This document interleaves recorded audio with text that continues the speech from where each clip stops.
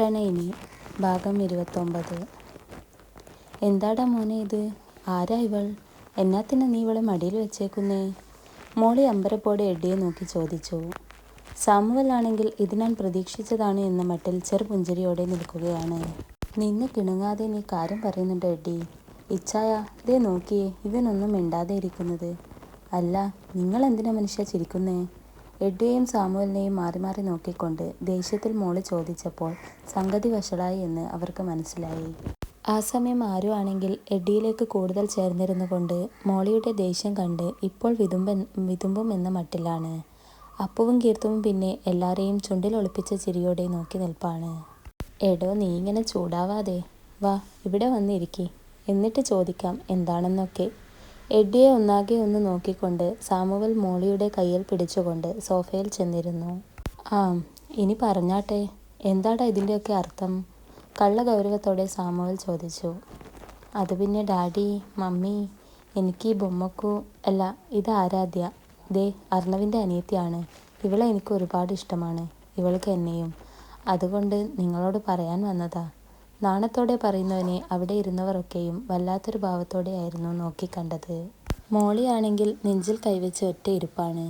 പക്ഷെ ആ കണ്ണുകൾ എഡ്ഡിയുടെ നെഞ്ചോരം ഒരു പൂച്ചക്കുഞ്ഞിനെ പോലെ പതുങ്ങിക്കിടക്കുന്ന ആരുവിലായിരുന്നു. അവളെ കാണുന്തോറും അവരുടെ ചുണ്ടിൽ ചെറുപുഞ്ചിരി വിരിഞ്ഞിരുന്നു.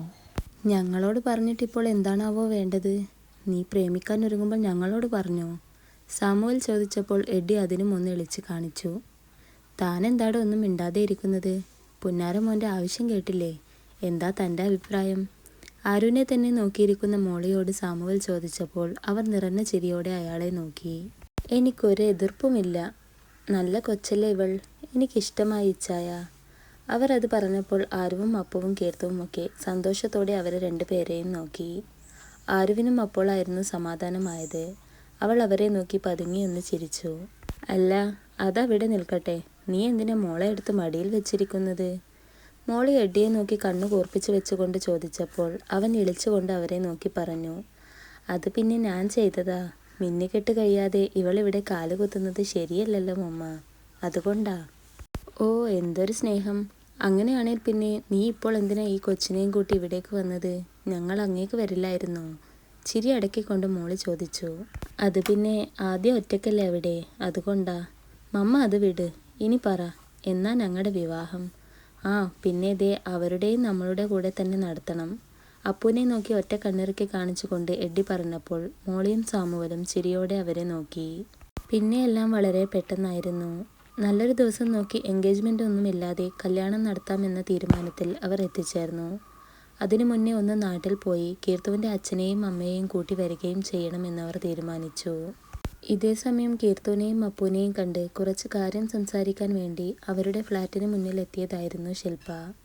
എന്നാൽ അടഞ്ഞു കിടക്കുന്ന ഡോർ കാണവേ നിരാശയോടെ തിരിഞ്ഞു നടക്കാൻ ഒരുങ്ങുമ്പോഴാണ് തൊട്ടു മുന്നിൽ കൈയും കെട്ടി തന്നെ നോക്കി നിൽക്കുന്ന നന്ദനെ അവൾ കണ്ടത്. ഒരുതരം പതർച്ചയോടെ അവൾ അവനെ നോക്കിയപ്പോൾ പുച്ഛച്ചിരിയോടെ അവൻ അവർക്കടുത്തേക്ക് നടന്നെടുത്തു. എന്താണ്, എന്നോട് പോലും ചോദിക്കാതെയും പറയാതെയും എൻ്റെ അനിയത്തിയെ കാണാനുള്ളൊരു പോക്കൊക്കെ? അത് പിന്നെ ഞാൻ വെറുതെ സംസാരിക്കാനായിരുന്നു. ഓ, ഇതും ഞാൻ വിശ്വസിക്കണമായിരിക്കുമല്ലേ? വെറുതെ സംസാരിച്ചിരിക്കാൻ പോകാൻ മാത്രം അത്രയ്ക്കും അടുപ്പത്തിലാണോ നിങ്ങൾ? നന്ദൻ ദേഷ്യത്തിൽ ചോദിച്ചപ്പോൾ ഉത്തരമില്ലാത്തവൾ അവനെ നോക്കി. ഒന്നും മിണ്ടാതെയുള്ള അവളുടെ നിൽപ്പ് കണ്ടപ്പോൾ ദേഷ്യത്തോടെ നന്ദൻ തിരിഞ്ഞു നടന്നു. അവൻ്റെ പോക്ക് വേദനയോടെ നോക്കിക്കൊണ്ടവൾ നിന്നു. അപ്പോഴും അവളുടെ കൈകൾ തൻ്റെ വയറിനെ പൊതിഞ്ഞു പിടിച്ചിട്ടുണ്ടായിരുന്നു. വാവേ, ഈ ലോകത്തിലെ തന്നെ ഏറ്റവും ക്രൂരയായിരുന്നു നിന്റെ അമ്മ, നീ എന്നിലുണ്ടെന്നറിയുന്ന നിമിഷം വരെ. പക്ഷേ ഇപ്പോൾ എല്ലാം തെറ്റാണെന്ന് മനസ്സിലായി തിരുത്താൻ നിന്നപ്പോൾ, സ്നേഹിക്കാൻ നിന്നപ്പോൾ എല്ലാവരും അമ്മയെ അകറ്റി നിർത്താൻ തുടങ്ങി. പക്ഷേ അമ്മയ്ക്ക് സങ്കടമില്ലാട്ടോ. അമ്മയ്ക്ക് അമ്മയുടെ വാവ ഉണ്ടല്ലോ, അത് മതി. പക്ഷേ നന്ദൻ, അവനെ എങ്ങനെ ഞാൻ ആരുവിന് നൽകും? എൻ്റെ ഭർത്താവല്ലേ, എൻ്റെ കുഞ്ഞിൻ്റെ അച്ഛൻ. എന്തെങ്കിലും ഒരു വഴി കാണിച്ചു തരണേ ഈശ്വരാ. എന്തൊക്കെയോ പദം പറഞ്ഞ് കരഞ്ഞുകൊണ്ടവൾ അങ്ങനെ തന്നെ നിന്നു. റൂമിലെത്തിയ നന്ദൻ ഒരുപാട് തവണ പ്രതീക്ഷയോടെ കീർത്തുവിൻ്റെ ഫോണിൽ വിളിച്ചു നോക്കിയെങ്കിലും നിരന്തരമായി സ്വിച്ച് ഓഫ് എന്ന് പറയുന്നത് കേട്ടപ്പോൾ അവനിൽ ദേഷ്യം ഉയരാൻ തുടങ്ങി. കൂട്ടത്തിൽ അവരെല്ലാം എവിടെ പോയി എന്നറിയാതെയുള്ള അമർഷവും. എങ്ങനെയൊക്കെയോ അവളെ എൻ്റെ വരുതിയിലാക്കാൻ ശ്രമിച്ചതാണ്. ഇനി ആ ശ്രമമൊക്കെ പാഴായി പോയോ? ഒന്നും മനസ്സിലാകുന്നില്ലല്ലോ. ഹാ, ഇനി എന്ത് വന്നാലും ആരുനെ ഞാൻ തന്നെ നേടിയെടുക്കും. അതിനു മുന്നേ ആരുനെ കണ്ടൊന്ന് സംസാരിക്കണം. ഓർത്തുകൊണ്ടവൻ ചെയറിൽ പോയിരുന്നു. കുറച്ചു നേരത്തെ ആലോചനയ്ക്ക് ശേഷം നല്ലൊരു ബുദ്ധി മനസ്സിൽ തെളിഞ്ഞു വന്നപ്പോൾ അവൻ്റെ മുഖം വിടർന്നു. ഇതേ സമയം ആരുനെ എടുത്തുകൊണ്ട് അവിടെയുള്ള മുറിയും മറ്റുമെല്ലാം കാണിച്ചു കൊടുക്കുകയാണ് എഡ്വിൻ. അപ്പോഴും അവൻ്റെ കൈക്കുള്ളിൽ തന്നെയായിരുന്നു ആരു. അപ്പു ആണെങ്കിൽ സാമുവലുമായി ഹാളിലിരുന്ന് ഭയങ്കര സംസാരത്തിലും. ഫുഡിൻ്റെ മണം അടിച്ചതുകൊണ്ട് കീർത്തു മോളിയുടെ കൂടെ കിച്ചണിലുമാണ്. എല്ലാ മുറിയും കാണിച്ചു കൊടുത്തുകൊണ്ട് അവർ എഡ്ഡിയുടെ മുറിയിലെത്തിയപ്പോൾ ആരു ആ വിശാലമായ മുറിയെ അത്ഭുതത്തോടെ നോക്കി. നമ്മുടെ റൂം ഇഷ്ടമായോ എൻ്റെ ബൊമ്മക്കുട്ടിക്ക്? അവളുടെ മിഴികളിൽ നോക്കിക്കൊണ്ട് ചിരിയോടെ എഡ്ഡി ചോദിച്ചപ്പോൾ ആരു നാണത്തോടെ തലയാട്ടി. അത് കണ്ട എഡ്ഡിൻ ചിരിച്ചുകൊണ്ട് അവളെയും കൊണ്ട് ബെഡിൽ പോയിരുന്നു. എഡ്ഡിച്ച, എന്നെ ഇവിടെ ഇരുത്താമോ? ആരു ബെഡിലേക്ക് നോക്കി ചോദിച്ചപ്പോൾ അവൻ സംശയത്തോടെ അവളെ നോക്കി. കുറേ നേരമായില്ലേ എടുത്ത് നടക്കുന്നേ, കൈ വേദനിക്കില്ലേ? അതുകൊണ്ടാ, പ്ലീസ്. ദയനീയമായി അവൾ പറഞ്ഞപ്പോൾ അവൻ അവളെ പതിയെ ബെഡിലേക്ക് കയറ്റിയിരുത്തി. ബെഡിലിരുന്ന് ചെറു പുഞ്ചിരിയോടെ അവിടമാകെ നോക്കിയിരിക്കുന്ന ആരുവിനെ നോക്കിക്കൊണ്ട് എഡ്ഡി പതിയെ അവൾക്കരികിലേക്ക് ചാഞ്ഞു. Aadya, I want a deep kiss right now. ആരുവിൻ്റെ ചുണ്ടിൽ തലോടിക്കൊണ്ട് എഡ്ഡി പറഞ്ഞപ്പോൾ അവൾ പകച്ചുകൊണ്ട് അവനെ നോക്കി. വേണ്ട എഡ്ഡിച്ച. തന്നിലേക്ക് ചായാനൊരുങ്ങുന്നവൻ്റെ തോളിൽ അമർത്തി പിടിച്ചുകൊണ്ട് ആരു വിറയലോടെ പറഞ്ഞു. എന്നാൽ എഡ്ഡി അവളെ പതിയെ ബെഡിലേക്ക് കിടത്തിയ ശേഷം അവളിൽ ഭാരം നൽകാതെ അവൾക്ക് മേലെയായി കൈകുത്തി നിന്നുകൊണ്ട് അവളുടെ കണ്ണുകളിലേക്ക് നോക്കി. ആദ്യ, പേടിയാണോ നിനക്കെന്നെ? അത് ചോദിക്കുമ്പോൾ അവൻ്റെ നിശ്വാസം അവളുടെ ചെഞ്ചുണ്ടിൽ തട്ടുന്നുണ്ടായിരുന്നു. അവൻ്റെ ചോദ്യവും സാമീപ്യവും ഒക്കെ ആയപ്പോൾ എന്തു പറയണം ചെയ്യണം എന്നറിയാതെ അവൾ ഒരു നിമിഷം അങ്ങനെ തന്നെ കിടന്നു. പറ ആദ്യ, നിനക്കെന്നെ? ഇല്ല, പേടിയില്ല. അവൻ പറഞ്ഞു പൂർത്തിയാക്കുന്നതിന് മുന്നേ കണ്ണുകൾ ഇറുക്കെ അടച്ചുകൊണ്ടവൾ പറയുന്നത് കേട്ടപ്പോൾ എഡ്ഡിയുടെ ചുണ്ടിൽ കുറുമ്പോട് കൂടെയുള്ള ഒരു ചിരി വിടർന്നു. അതേ കുറുമ്പോടെ തന്നെ ആരുവിൻ്റെ ചുണ്ടിലേക്ക് അവൻ തൻ്റെ ചുണ്ടുകൾ ചേർത്തപ്പോൾ ഉയർന്നു വന്ന ഹൃദയമിടിപ്പോടെ ആരു കണ്ണു തുറന്ന് അവനെ നോക്കി. കൂട്ടത്തിൽ അവളുടെ കൈകൾ ശക്തിയായി അവൻ്റെ തോളിൽ അമർന്നിരുന്നു. കുറച്ചു നേരത്തെ ചുംബനത്തിനു ശേഷം കുസൃതി ചിരിയോടെ ചുണ്ടു കൂട്ടിപ്പിടിച്ച് ചിരിച്ചു കൊണ്ടവൻ ബെഡിൽ തിരിഞ്ഞു കിടക്കുന്ന ആരുവിനെ നോക്കി. ബൊമ്മക്കുട്ടി. ആരുവിൻ്റെ അടുത്തേക്ക് നീങ്ങിക്കിടന്നു കൊണ്ടവൻ അവളുടെ ചെവിക്കരികിൽ ചെന്ന് പതിയെ വിളിച്ചപ്പോൾ അവളുടെ കൈകൾ ബെഡ്ഷീറ്റിൽ അമർന്നു. വേണ്ട എഡ്ഡിച്ച. അവളുടെ ശബ്ദം നന്നേ നേർത്തു പോയിരുന്നു. പക്ഷേ അപ്പോഴും തിരിഞ്ഞു കിടക്കാനോ അവനെ നോക്കാനോ അവൾ മുതിർന്നില്ല. വല്ലാത്തൊരു പരവേശം. ഇല്ലടാ, എൻ്റെ ബൊമ്മക്കുട്ടി പേടിക്കണ്ടാട്ടോ. എന്തായാലും വേഗം തന്നെ നീ പിടിച്ചു മാറ്റിയത് നന്നായി. അല്ലെങ്കിൽ നമ്മുടെ കല്യാണത്തിന് കൂട്ടത്തിൽ നമ്മുടെ കുഞ്ഞനും കൂടെ ഉണ്ടാകുമായിരുന്നു. കുറുമ്പോടെ അത് പറയുന്നതോടൊപ്പം അവൻ ആരുവിനെ പിടിച്ച് അവന് നേരെയാക്കിയിരുന്നു. ആരു ആണെങ്കിൽ അവൻ പറയുന്നത് കേട്ട് കണ്ണ് മിഴിച്ച് നോക്കി നിൽക്കുകയായിരുന്നു.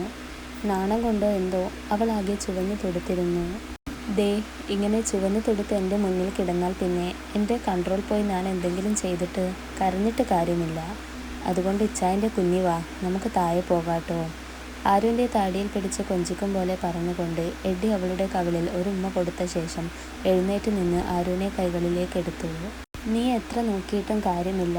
ഇവിടെ നിന്ന് പോകുന്നത് വരെ ബൊമ്മക്കുട്ടി ഈ ഇച്ചായൻ്റെ കൈകളിൽ തന്നെ ആയിരിക്കും. ദയനീയമായി കൊണ്ടുള്ള ആരുവിൻ്റെ നോട്ടം കണ്ടപ്പോൾ അവൻ അതും പറഞ്ഞ ശേഷം ആരുവിനെയും കൊണ്ട് നടക്കാൻ തുടങ്ങി. എഡ്ഡി ആരുവിനെയും കൊണ്ട് സ്റ്റെപ്പ് ഇറങ്ങി താഴെ എത്തിയപ്പോൾ എല്ലാവരും ചായ കുടിക്കാനായി ഡൈനിങ് ടേബിളിൽ ഇരുന്നിട്ടുണ്ടായിരുന്നു.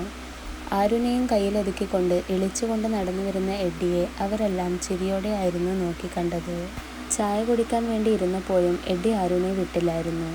അവനോട് പറഞ്ഞിട്ട് കാര്യമില്ലെന്ന് കണ്ട അവരും പിന്നെ ഒന്നും പറയാനും പോയില്ല. അങ്ങനെ ചായ കുടിയും കുറച്ചു നേരത്തെ സംസാരത്തിനും ശേഷം അവർ നേരെ ഫ്ലാറ്റിലേക്ക് തിരിച്ചു. അപ്പുവിൻ്റെ വണ്ടിയിൽ മൂന്നാൾക്ക് ഇരിക്കാനാവാത്തത് കൊണ്ടും നാളെ കീർത്തുവിൻ്റെ വീട്ടിലേക്ക് എഡ്ഡിയും കൂടെ പോകുമെന്ന വാശിയിൽ ഉള്ളതുകൊണ്ടും എഡ്ഡി തന്നെയായിരുന്നു ആരുവിനെയും കൊണ്ട് ബുള്ളറ്റ് എടുത്തത്. അവർക്ക് പിറകിൽ മോളിയോടും സാമുവലിനോടും യാത്ര പറഞ്ഞുകൊണ്ട് ചിരിയോടെ അപ്പുവും കീർത്തുവും വണ്ടിയെടുത്തു. ഇതേ സമയം പലതവണ കീർത്തുവിൻ്റെ മുറിക്ക് മുന്നിലൂടെ പോയിക്കൊണ്ടിരിക്കുകയായിരുന്നു നന്ദൻ.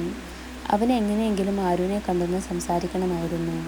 അങ്ങനെ അവരുടെ റൂമിന് മുന്നിൽ നിൽക്കുമ്പോഴായിരുന്നു അവൻ്റെ അമ്മയുടെ കോൾ വന്നത്. താല്പര്യമില്ലാതെ കോളെടുത്ത് സംസാരിച്ച അവൻ വെക്കാൻ നോക്കുമ്പോഴാണ് നാളെ കീർത്തുവും ആരുമൊക്കെ അവിടേക്ക് പോകുന്നുണ്ട് എന്ന് അമ്മയിൽ നിന്നും അറിഞ്ഞത്. അത് കേട്ട നിമിഷം അവൻ ഞെട്ടിപ്പോയി. കോൾ വെച്ച് കഴിഞ്ഞ ശേഷം അവൻ ഒരു നിമിഷം ആലോചനയിൽ നിൽപ്പായി. ആരുവിനെ കാണാനും സംസാരിക്കാനുമുള്ള നല്ലൊരു അവസരമാണിത്. എങ്ങനെയെങ്കിലും അവിടെ പോയേ മതിയാകൂ. അതിനു മുന്നേ സംശയമൊന്നും തോന്നാത്ത വിധത്തിൽ ആ ശില്പയെയും കൂടെ കൂട്ടണം. എന്നാലേ ഞാൻ വിചാരിച്ച പോലെ കാര്യം നടക്കുള്ളൂ. ഓർത്തുകൊണ്ടവൻ ശില്പയ്ക്കരികിലേക്ക് ചെന്നു.